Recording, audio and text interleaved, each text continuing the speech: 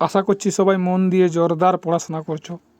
তোমাদের হাতে আর বেশি দিন সময় নেই, আর কিছুদিন, মোটামুটি 12 থেকে 13 দিন পরে তোমাদের পরীক্ষা।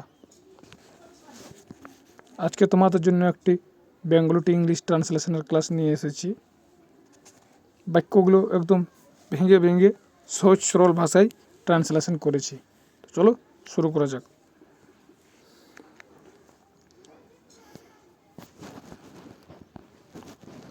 আমার রবীন্দ্রনাথ বয়স তখন 7-8 বছরের বেশি হইবে না। I Rabindranath I was not, এখানে ব্র্যাকেটে আয়ের পর রবীন্দ্রনাথ লিখে দেবেন। I was not more than 7 or 8 years old then. আমার এক ভাগিনীয় শ্রীযুক্ত জ্যোতিপ্রকাশ আমার চেয়ে একটুকু বড়। My nephew mister Jyotiprakash is a little older than me.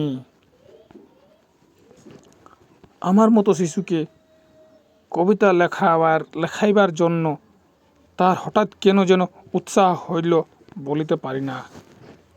I can not সে, আমি বলিতে পারি না why he suddenly got the enthusiasm to have a child like me right poetry.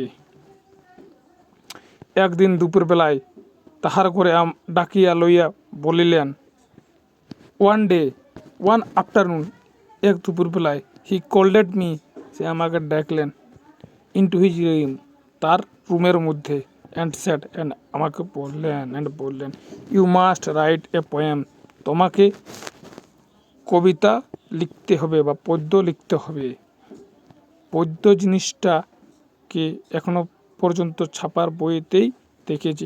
Until দেন, তখন পর্যন্ত, আই হ্যাড অনলি সিন, আমি শুধুমাত্র দেখেছি poetry মানে পদ্যর ইন প্রিন্টেড বুক, ছাপার বইতে। এই পদ্য যে নিজে চেষ্টা করিয়া লেখা যাইতে পারে এ কথা কল্পনা করিতেও সাহস হইত না।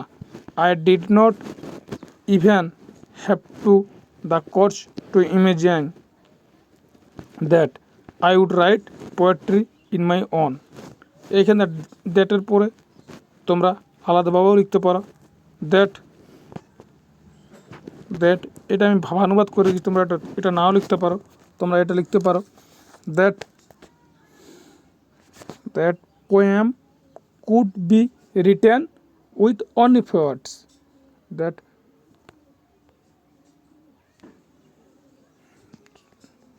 That poem could be written,